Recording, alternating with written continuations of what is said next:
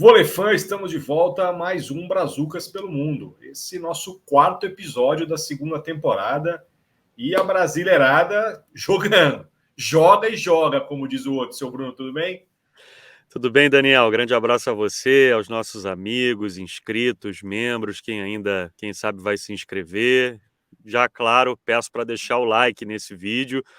Brasileiro jogando e mandando muito bem. Agora, alguns precisam melhorar coletivamente, né? Se é que isso é possível. Individualmente estão muito bem, mas não tem sido o suficiente para tirar algumas equipes de situações difíceis já nesse início de temporada. Então, já que você deu a deixa, começa por aí o seu tour pelo mundo, meu amigo. Mas eu vou começar com notícia boa, viu? Começo pela Bélgica e não na Liga Belga, mas sim na Copa Belga. O Rosselaer do Central Maicon Leite, ex-América Montes Claros, venceu fora de casa o Tecton Arrel por 3-0. E o Maicon Leite tem uma média de 2 pontos de bloqueio por 7 na competição. Já falamos sobre o Maicon aqui em episódios anteriores, né, Daniel? Um excelente início lá na Liga Belga e agora também na Copa Belga. Lembrando que o time do Maicon já começou a temporada com o título, né? Se você ainda não viu, vai lá no nosso primeiro episódio dessa nova temporada, a gente fala do título da Supercopa Belga.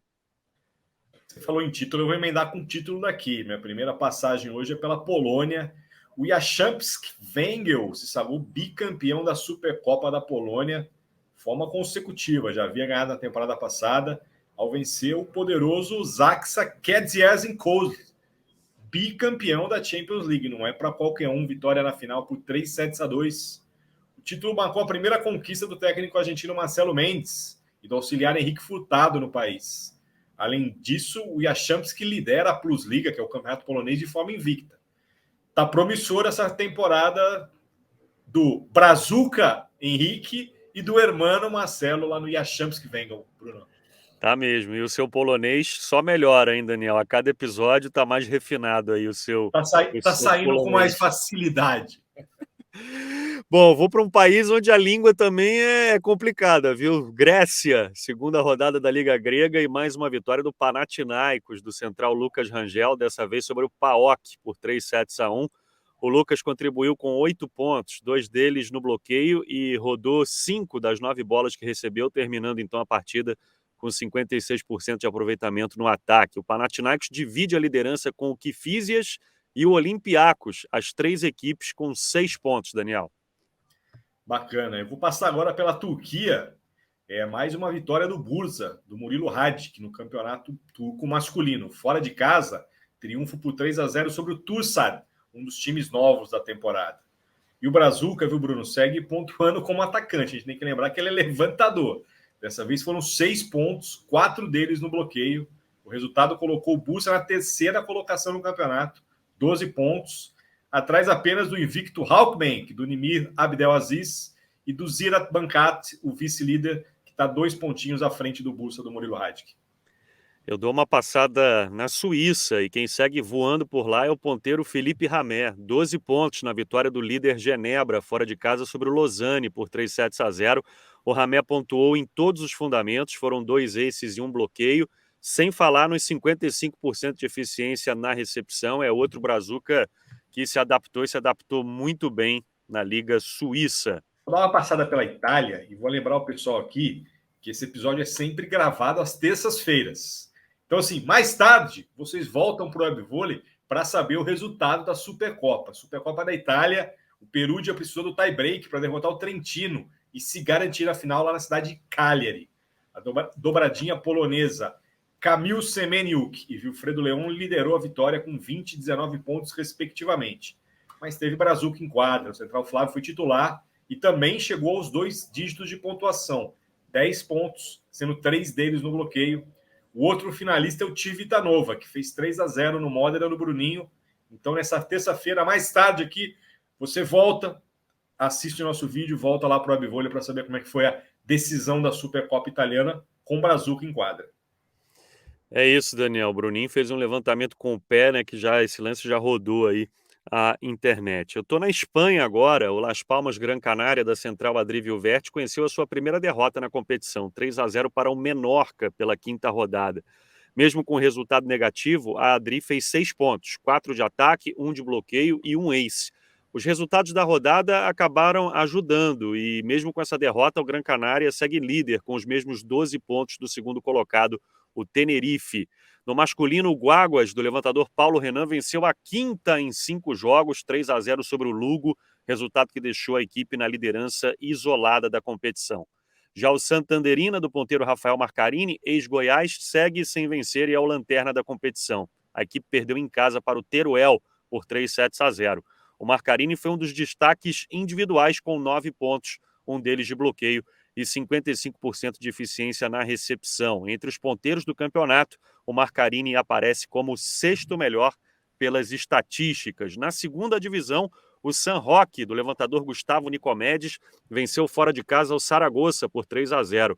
O Nicomedes contribuiu com 4 pontos, 2 de bloqueio e 1 de saque. O San Roque é o vice-líder do Grupo C, com 3 vitórias em 4 jogos. Ainda na segundona, o Cisneros, de Tenerife, do ponteiro Eric Costa, ex-Goiás, acabou derrotado pelo Leganés por 3-1. Apesar do revés, o Eric saiu de quadra com 14 acertos e 41% de aproveitamento no ataque, rodando 13 das 32 bolas que recebeu. O Cisneros é o 5º colocado no Grupo A.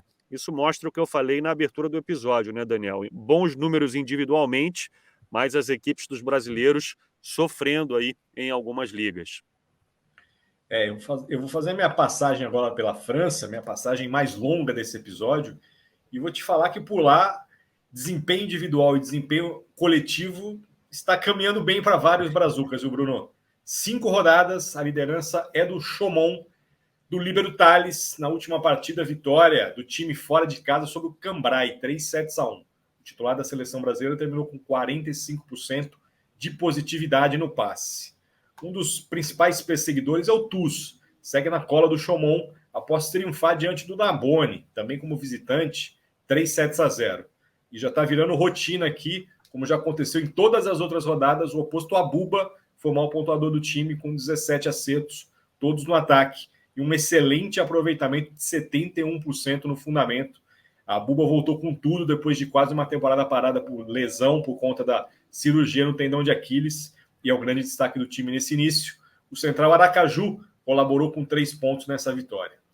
Quem também está na briga pelos primeiros lugares é o Nantes, depois de difícil vitória sobre o Poitiers. Essa eu até procurei no Google para me ajudar aqui, para não falar besteira. Vitória no tie-break, 26 pontos do oposto Chizoba, 25 deles no ataque. E a gente já falou aqui de Abuba, Chizoba. Você vai dar uma olhadinha lá nas estatísticas dos maiores pontuadores, dos 5 primeiros do francês, 4 brazucas, viu, Bruno? Por fim, a segunda vitória seguida do atual campeão Montpellier, do levantador Thiaguinho e do ponta Leozinho, diante do Plessis, 3-0. Bruno, o campeonato francês está só no início, mas já dá para cravar que vai ter protagonismo brasileiro do início ao fim, viu? A gente tem falado nisso toda semana, né? Como os brasileiros na França têm mandado muito bem.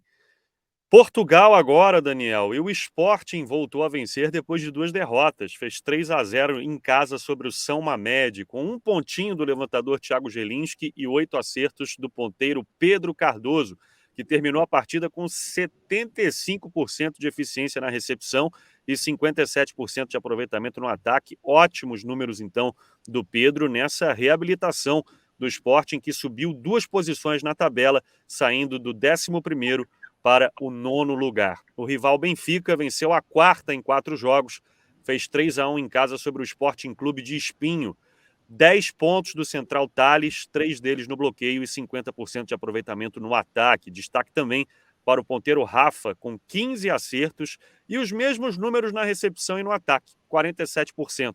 Na 5ª rodada, os encarnados visitam o Esmoriz. Os Leões do Sporting também jogam fora de casa contra a Associação Acadêmica de Espinho, Daniel.